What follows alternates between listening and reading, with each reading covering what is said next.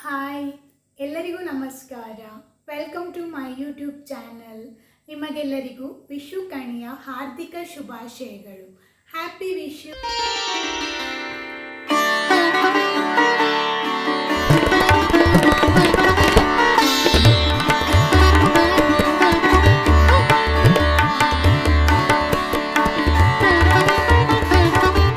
ಅನಾದಿ ಕಾಲದಿಂದಲೂ ತುಳುನಾಡಿನಲ್ಲಿ ವಿಶು ಹಬ್ಬವನ್ನು ಆಚರಿಸಿಕೊಂಡು ಬರುತ್ತಾ ಇದ್ದೇವೆ. ವಿಶು ಹಬ್ಬದಂದು ವಿಶು ಕಣಿ ನೋಡುವ ಪದ್ಧತಿ ಇದೆ. ದೇವರ ಕೋಣೆಯಲ್ಲಿ ನಾನಾ ಬಗೆಯ ಫಲ, ಹಣ್ಣು ಹಂಪಲು, ಚಿನ್ನ, ವಸ್ತ್ರಾಭರಣಗಳನ್ನು ಜೋಡಿಸಿಟ್ಟು ಅದರ ಮಧ್ಯದಲ್ಲಿ ಒಂದು ಕನ್ನಡಿಯನ್ನು ಇಡಲಾಗುವುದು. ವಿಶು ಹಬ್ಬದ ಹಿಂದಿನ ದಿನ ರಾತ್ರಿ ನಾವು ದೇವರ ಕೋಣೆಯಲ್ಲಿ ಕಣಿಯನ್ನು ಇಡುತ್ತೇವೆ. ಬೆಳಗ್ಗೆ ಎದ್ದು ಸ್ನಾನ ಮಾಡಿ ಬಂದು ದೇವರ ಕೋಣೆಯಲ್ಲಿ ದೀಪವನ್ನು ಹಚ್ಚಿ ಕಣಿಯನ್ನು ನೋಡಬೇಕು. ವಿಶು ಹಬ್ಬದಲ್ಲಿ ಕಣಿಯನ್ನು ನೋಡುವುದು ತುಂಬ ಮುಖ್ಯವಾಗಿದೆ. ಬೆಳಗ್ಗೆ ಎದ್ದು ಕಣಿಯನ್ನು ನೋಡಿ ಅದರಲ್ಲೇ ಇಟ್ಟಿರುವ ಕನ್ನಡಿಯಲ್ಲಿ ನಮ್ಮ ಮುಖವನ್ನು ನೋಡಿ ಹೊಸ ವರ್ಷವನ್ನು ಸ್ವಾಗತಿಸುತ್ತೇವೆ. ಕಣಿ ಅಂದರೆ ಮೊದಲು ನೋಡುವುದು ಎಂದು ಅರ್ಥ. ವಿಶು ಕಣಿ ಅಂದರೆ ವಿಶು ಹಬ್ಬದಂದು ನಾವು ಮೊದಲು ನೋಡುವ ವಸ್ತುಗಳು ಅಂತ ಹೇಳಬಹುದು. ವಿಶು ಕಣಿಗೆ ನಮ್ಮ ಊರಲ್ಲೆಲ್ಲ ಮನೆಯಲ್ಲೇ ಬೆಳೆದಂತಹ ಹಲಸಿನಕಾಯಿ, ಗೇರು ಹಣ್ಣು, ತೊಂಡೆಕಾಯಿ, ಬಾಳೆಕಾಯಿ, ಮಾವಿನಕಾಯಿ ಹಾಗೂ ಮಾವಿನ ಹಣ್ಣು, ಅಲಸಂಡೆ ಹೀಗೆ ಮನೆಯಲ್ಲೇ ಬೆಳೆದಂತಹ ನಾನಾ ರೀತಿಯ ಹಣ್ಣು, ತರಕಾರಿ ಹಾಗೂ ಹೂಗಳನ್ನು ಇಡುತ್ತಾರೆ.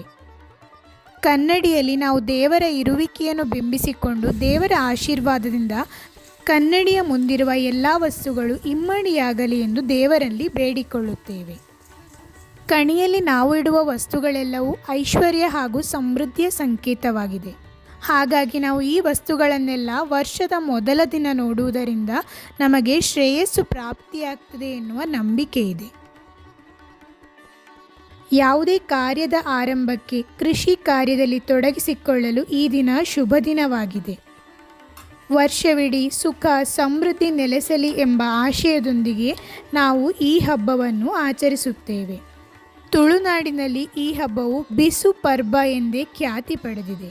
ನಿಮ್ಮೆಲ್ಲರ ಹೊಸ ವರ್ಷದ ಆಚರಣೆಯು ಸಂಭ್ರಮ ಹಾಗೂ ಸಡಗರದಿಂದ ತುಂಬಿರಲಿ.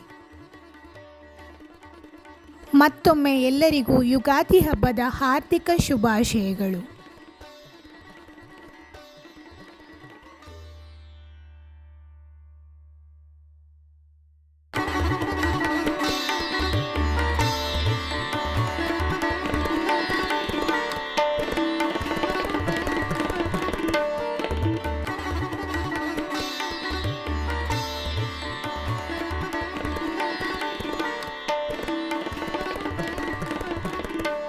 ಮುಂದಿನ ವಿಡಿಯೋದಲ್ಲಿ ಸಿಗೋಣ. ಧನ್ಯವಾದಗಳು.